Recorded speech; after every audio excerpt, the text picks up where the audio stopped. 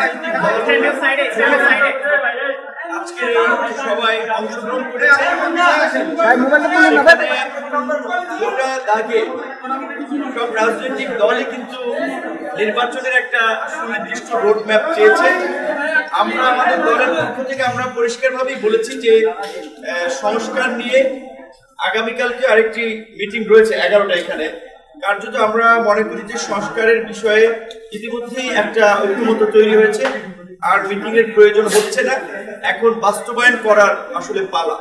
বাস্তবায়নের ক্ষেত্রে আমরা যেটা মনে করি যে কিছু কিছু সংস্কার অধ্যাদেশের মাধ্যমে বাস্তবায়ন করা যাবে, কিছু কিছু সংস্কার বাস্তবায়নের ক্ষেত্রে সংবিধানের পরিবর্তন প্রয়োজন হবে, সেটার জন্য নিশ্চয়ই একটা পার্লামেন্ট লাগবে, এবং কিছু কিছু সংস্কার চাইলে এখনই বিভিন্ন মন্ত্রণালয় তাদের নিজস্ব ব্যবস্থাপনায় আইন অধ্যাদেশের মাধ্যমে বাস্তবায়ন করতে পারে। তবে যেহেতু বাংলাদেশের 50 বছরের ইতিহাসে আমরা এটাকে আমাদের একটা ঐতিহাসিক প্রেক্ষাপট হিসেবে আমরা মনে করি, সেজন্য আমরা বলেছি যে এই ঐতিহাসিক প্রেক্ষাপটে রাষ্ট্রের সংস্কারগুলোতে যে আমরা এতগুলো রাজনৈতিক দল এবং নাগরিকরা ঐক্যমত্য পোষণ করছি, এইটাকে জুলাই সনদ না বলে বরঞ্চ একবারে এটাকে একটা জাতীয় সনদ হিসেবে আমরা গ্রহণ করে একটা গণভোটের মাধ্যমে এর একটা গণভিত্তি দিতে পারি।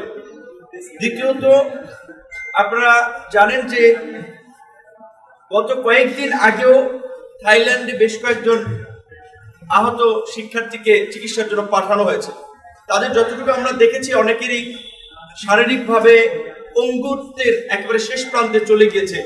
তাদের চিকিৎসা এখনো বিদেশ পাঠাতে সময় লাগছে, এখনো অনেকে যেতে পারে নাই, 9 মাস লাগছে। তো এর মধ্যে দিয়ে আমরা প্রধান উপদেষ্টার সামনেই জাতীয় ঐক্যমত্য কমিশনের সদস্যদের আইন উপদেষ্টা ছিলেন, আমরা পরিষ্কারভাবে বলেছি যারা জুলাইয়ের আহতদের চিকিৎসার ব্যবস্থাপনা এবং তাদের সহায়তায় ব্যর্থতার পরিচয় দিয়েছে যারা দায়িত্বে ছিলেন।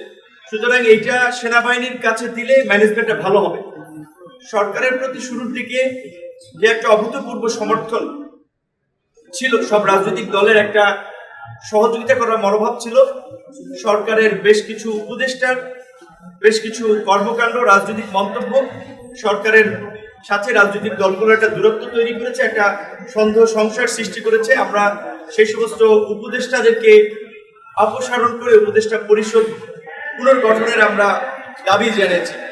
একই সাথে আমরা এটাও বলেছি অতীতের ঘটনা টেনে যে আপনারা জানেন যে 2023 সালের 28 অক্টোবর বিরোধী দলের আন্দোলন সংগ্রামের পর 24 সালে যে নির্বাচন হয়েছিল, সেই নির্বাচন সম্পন্ন করার জন্য তৎকালীন ফ্যাসিস্ট সরকার এবং তার দোসররা প্রায় 32,000 বিরোধী দলের নেতাকর্মীকে গ্রেপ্তার করেছে।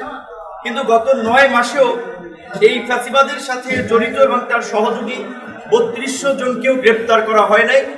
বরঞ্চ আমরা দেখেছি যে শেখ হাসিনার গত 16 বছরের গুম খুন, লুটপাট এবং দুর্নীতির অন্যতম সহযোগী জাতীয় পার্টির যে আস্ফালন, আমরা এই বিষয়ে ব্যবস্থা নেওয়ার জন্য আমরা প্রধান উপদেষ্টার কাছে আমরা বলেছি।